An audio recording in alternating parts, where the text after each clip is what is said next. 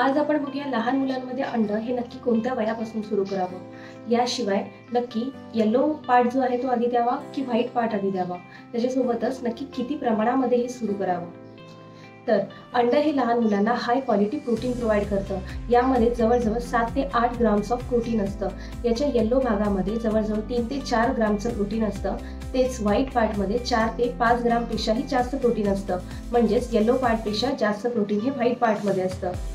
याच्या येलो पार्टमध्ये healthy fats असतात आणि त्यामुळेच लहान मुलांचं वजन वाढण्यासाठी मदत होते. यासोबतच अंड्यामध्ये व्हिटॅमिन डी, फोलेट आणि आयर्न देखील असतं, जे की बाळाच्या वाढीसाठी अतिशय महत्त्वाचं असतं. अंड्यामध्ये कोलिन असतं, जे की लहान मुलांच्या ब्रेन आणि नर्व डेव्हलपमेंटसाठी अतिशय महत्त्वाचं असतं. मग हे अंड नक्की लहान बाळामध्ये आपण कधीपासून इंट्रोड्यूस करू शकतो? तर जनरली जेव्हा आपण 6 महिन्यानंतर कॉम्प्लिमेंटरी फूड स्टार्ट करतो त्याचसोबतच आपण अंड सुरू करू शकतो.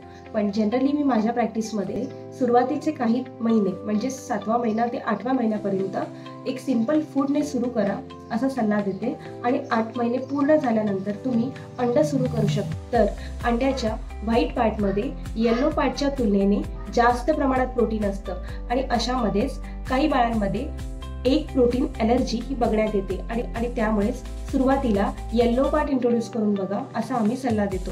त्यानंतरच काही दिवसानंतर 7 ते 8 दिवसानंतर तुम्ही व्हाईट पार्ट इंट्रोड्यूस करू शकता. एका बाळाला येलो पार्ट इंट्रोड्यूस केल्यानंतर काही ॲलर्जीज येत नसतील, स्किनवरती कुठल्याही प्रकारची पुरळ येत नसेल, कुठल्याही प्रकारची वॉमिटिंग्स होत नसतील, डायरिया होत नसतील, तर त्याच्यानंतर काही दिवसानंतर म्हणजे जवळजवळ 7 ते 15 दिवसानंतर तुम्ही व्हाईट पार्ट इंट्रोड्यूस करू शकता. तर नक्की आता किती प्रमाणापासून आपण सुरू करू शकतो? तर एक बॉइल्ड एग जो अर्धा कट केल्यानंतर त्याच्या आतला जो येलो भाग आहे, जो अर्धा येलो भाग आहे, तो तुम्ही सुरुवातीला मॅश करून भातासोबत कुस्करून असा देऊन बघू शकता किंवा फक्त त्याचीच एक पातळ अशी पेस्ट करून तुम्ही बाळाला भरवू शकता. सुरुवातीला अर्ध्या भागापासून सुरू केल्यानंतर 3 ते 4 दिवसानंतर तुम्ही पूर्ण जो येलो पार्ट आहे तो देखील इंट्रोड्यूस करू शकता. यामध्ये व्हाईट पार्ट इंट्रोड्यूस करताना देखील सेम की अर्धा पार्ट इंट्रोड्यूस करून बघा. अर्ध्या भागानंतर जर का तो व्यवस्थित पचत असेल त्यानंतर तुम्ही पूर्ण व्हाईट पार्ट देऊन बघू शकता. आणि 9 महिने पूर्ण झाल्यानंतर तुम्ही बाळाला पूर्ण अंड देखील देऊ शकता. याची फ्रिक्वेन्सी सुरुवातीला आठवड्यातून 2 वेळा आणि त्यानंतर आठवड्यातून 3 वेळा देखील तुम्ही वाढवत जाऊ शकता. तर नक्की अंड हे कोणत्या फॉर्ममध्ये देऊ शकतो? तर अंड हे पूर्ण पक्व झालेलं असावं.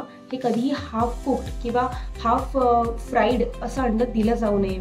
याच्यामुळे ॲलर्जीज होण्याचं प्रमाण हे अजून वाढतं. याशिवाय अंड देताना सुरुवातीला ते बॉइल्ड फॉर्ममध्ये द्यावं असा सल्ला मी नेहमी देते. जेव्हा तुम्ही व्हाईट पार्ट इंट्रोड्यूस करता त्यावेळेला ते असंच्या असं न देता ते व्यवस्थित ग्राइंड करून मिक्सरला बारीक करून देणं गरजेचं आहे. जर का व्हाईट पार्ट हे टाळूला चिकटलं तर बाळ हे उलटी काढतं आणि त्यामुळेच हे जे व्हाईट पार्ट आहे ते भातामध्ये कुस्करून किंवा मिक्सरला छान प्रकारे ग्राइंड करून मगच तुम्ही द्या. याशिवाय जी बाळं खात नाही आहेत की ज्या बाळांना बॉइल्ड एग आवडत नाही, सो त्यांच्यामुळे तुम्ही ऑमलेट देखील करून देऊ शकता. पण आता अंड हे नक्की कशासोबत द्यायचं आणि कशासोबत द्यायचं नाही? तर अंड हे तुम्ही बॉईल करून मग त्याच्या आतला जो भाग आहे येलो भाग आणि व्हाईट भाग हा तुम्ही डाळीच्या प्युरीसोबत मिक्स करून किंवा भातासोबत कुस्करून असं देऊ शकता. अंड हे कशासोबत देऊ नये? तर अंड हे दुधासोबत कधीच देऊ नये. काही जे पॅरेंट्स आहेत ते दुधामध्ये त्याची जे बॉइल्ड एग आहे त्यातलं जे येलो पार्ट आहे ते दुधामध्ये मॅश करून मिक्स करून असं देतात. पण जनरली दुधासोबत देणं हे नेहमी टाळावं. सो अंड जे आहे ते सिंगल असं इंट्रोड्यूस करावं ॲज इट इज, किंवा तुम्ही ते डाळी असतील किंवा मग राईस असेल याच्यासोबत तुम्ही कुस्करून म्हणून बाळाला देऊ शकता. त्यामुळे तुमच्या लहान बाळाचं पोषण हे व्यवस्थित होण्यासाठी त्याला अंड हे नक्की द्या.